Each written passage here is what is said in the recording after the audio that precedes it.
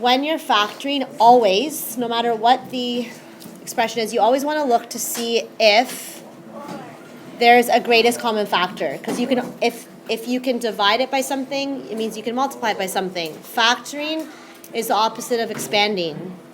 So what is the greatest common factor in this expression? 4. Good. Why isn't it 4x? Because this negative 12 does not have an x with it. Good. So once we figure out the greatest common factor, we know that all of these terms can be divided by that, right? We're looking for a number that each term can be divided by. So if it can be divided by 4, it means that it can be multiplied by 4, right? It's opposite. What's 4 divided by 4? And then we have x squared plus 8x divided by 4 is negative 12 divided by positive 4. Okay, so we've done the first step. We've just found the greatest common factor. Now we're looking at something that we had on Thursday, factoring a trinomial in the form x squared plus bx plus c. And if you recall from Thursday, we're looking for two things that will multiply together to give us what? Which value? B or C? C. So two things that multiply to give us negative 3, but add up to what? B, which is positive 2. So we're looking for two things. What are factors of negative 3? What times what gives you negative 3? Has to be a positive and a negative, right? We have the only factors of 3 are 1 and 3.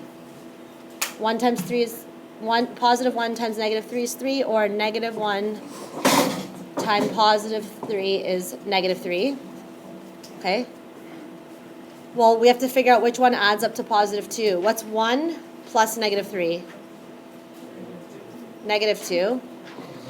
What's negative 1 plus 3? Positive 2. So these are my factors. Okay, so now we're going to write this part only, right? This is what we factored. We have to write that in factored form. But what was in front of that bracket? Okay, so you have to keep that. We've pulled that out. We factored that out already. How do I write this in factored form? Now that we know the factors, it's going to be what? X minus 1 and x. The greatest common factor. What can each of these terms be divided by?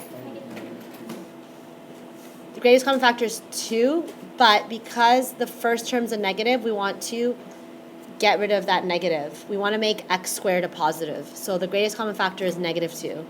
So you have to watch your signs. Okay? So we're multiplying. We factored out the negative 2 to create a trinomial. We're trying to create a trinomial that starts with x squared, right? Negative 2 divided by negative 2 is a positive. What's negative 6x divided by negative 2?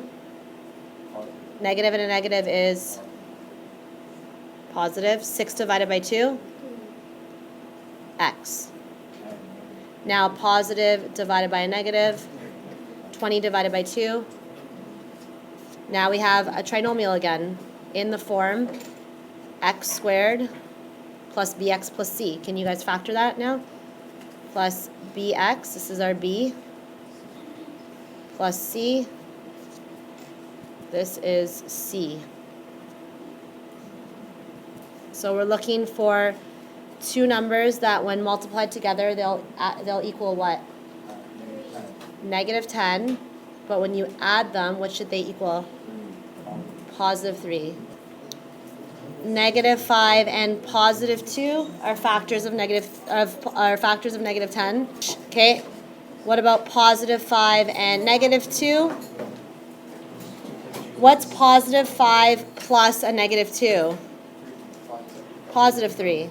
What's a negative 5 plus a 2? Negative 3. Which one equals positive 3?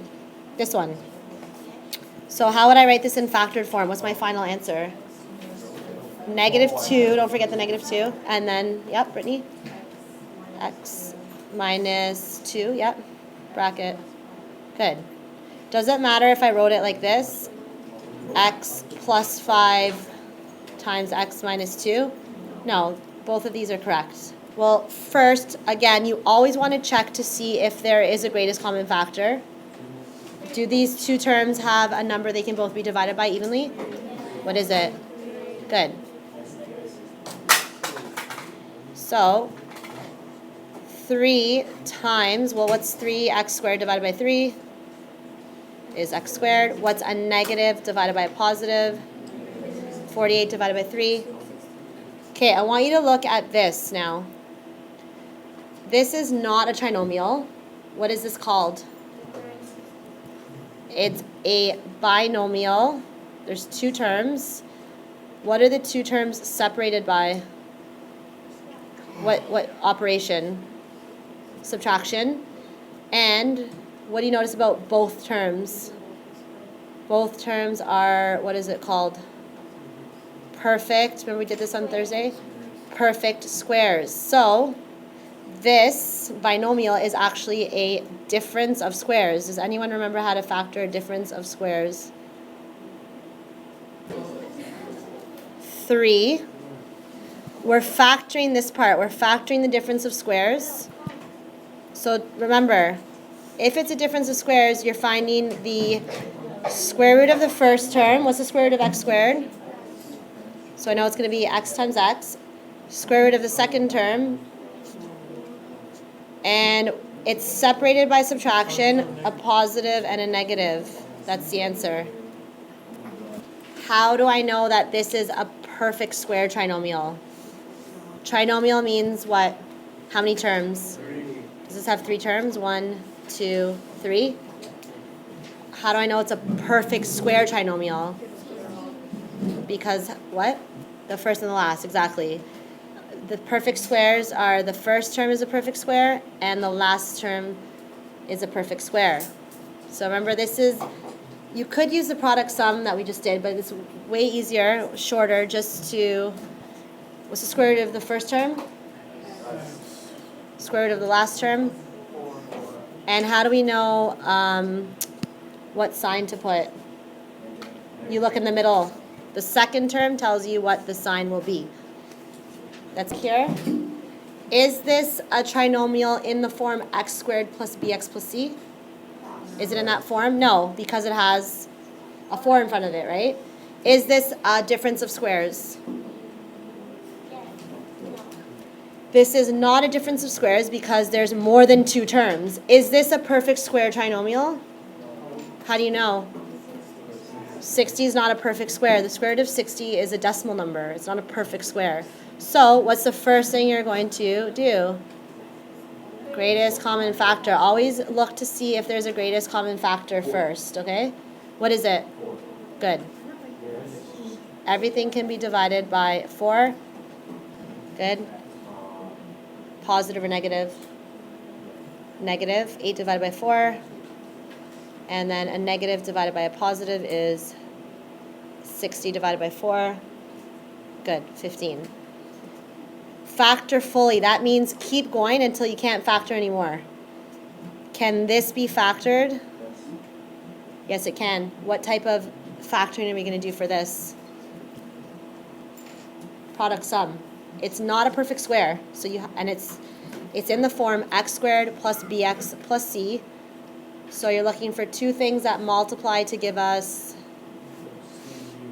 which is, what's c in this case? Negative, and adds up to negative 2. To multiply to negative 15, it has to be a negative and a positive. What times what is 15? 5 times 3? Okay, what does that add up to? Good, negative 2. Okay, so this works. First try, you got it. So how do I write this in factored form? What does this equal? 4?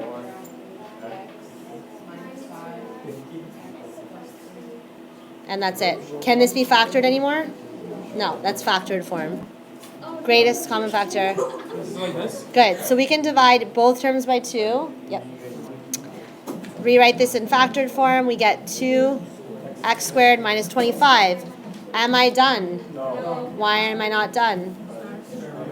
This is called a This is a difference of squares. We know this because both terms are squares and they're showing a difference. They're separated by subtraction. How do I factor a difference of squares? Square root of x squared? Square root of 25? Signs? Made with Doodlecast Pro.